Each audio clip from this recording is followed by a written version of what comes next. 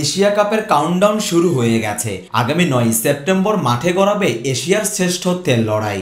আর এই আসরের জন্য কালই সংযুক্ত আরব আমিরাতের উদ্দেশ্যে দেশ ছাড়ছে টিম টাইগার্স। রবিবার 2 ভাগে ঢাকা ছাড়বে বাংলাদেশ দল। সকাল 10:15 13 জন ক্রিকেটার ও কোচিং স্টাফদের সদস্যরা রওনা হবেন, আর সন্ধ্যা 7:30 যাবেন বাকি 15 জন।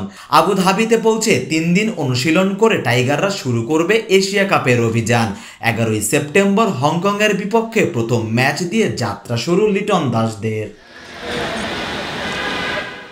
দেশে আলাদা করে এবার কোনো অনুশীলন ক্যাম্প না করেই এশিয়ার শ্রেষ্ঠত্বের মঞ্চে যাচ্ছে টাইগাররা। সিলেটে নেদারল্যান্ডসের বিপক্ষে সিরিজ খেলার পর 3 দিনের বিশ্রামে ছিলেন লিটন তাসকিনরা। এর আগে দীর্ঘ ক্যাম্প হয় আর নতুন ক্যাম্পের দরকার পড়েনি। এশিয়া কাপে বাংলাদেশের ইতিহাস এখনও শিরোপা শূন্য। 3 বার ফাইনালে উঠেও একবারও ট্রফি নিতে পারেনি টাইগাররা। তবে এবার সেই স্বপ্ন পূরণের লক্ষ্য নিয়েই মাঠে নামবে লিটনের নেতৃত্বাধীন দলটি।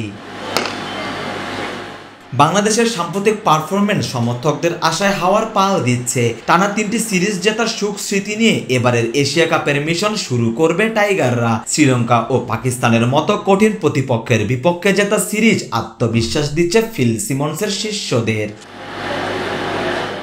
শুধু দলীয় পারফরমেন্স নয়, ব্যক্তিগত পারফরমেন্সও ভরসা দিচ্ছেন ব্যাটাররা। বিশেষ করে দারুণ ফর্মে থাকা টপ অর্ডার ব্যাটাররা দিচ্ছেন বাড়তি শক্তি। অভিজ্ঞ লিটন দাসের সঙ্গে পারভেজ হোসেন ইমন ও তানজিদ হাসান তামিম ওপেনিংয়ে ভরসা যোগাচ্ছেন। মিডল অর্ডারে জাকের আলী অনিক ও শামীম পাটোয়ারি দিবেন বাড়তি শক্তি। উইকেটরক্ষক ব্যাটার নুরুল হাসান সোহানের সংযোজন বাংলাদেশের ব্যাটিংয়ের ডেপথ বাড়াবে। বোলিং ইউনিটেও আছে ভরসা। মুস্তাফিজ, তাসকিন, শরীফুল, তানজিম হাসান, সাকিব, সাইফুদ্দিনের সঙ্গে স্পিনে আছেন শেখ মাহাদি। তবে লেগ স্পিনার রিশাদের ফর্ম কিছুটা চিন্তার কারণ। সংযুক্ত আরব আমিরাতের ব্যাটিং সহায়ক উইকেটে স্পিনাররা কেমন করবে সেটির ওপর ম্যাচের ভাগ্য অনেকটাই নির্ভর করবে। এখন দেখার বিষয়, ইতিহাসের সবচেয়ে কম বিতর্কিত দল নিয়ে আন্তর্জাতিক টুর্নামেন্ট খেলতে যাওয়া বাংলাদেশ দল শিরোপার আক্ষেপ ঘোচাতে পারেন কিনা।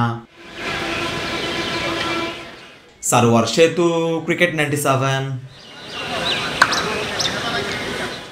ওয়ালটন এখন দেশের সীমানা পেরিয়ে পৌঁছে গিয়েছে 50টিরও বেশি দেশে। ওয়ালটন, ঘরে ঘরে, বিশ্বজুড়ে।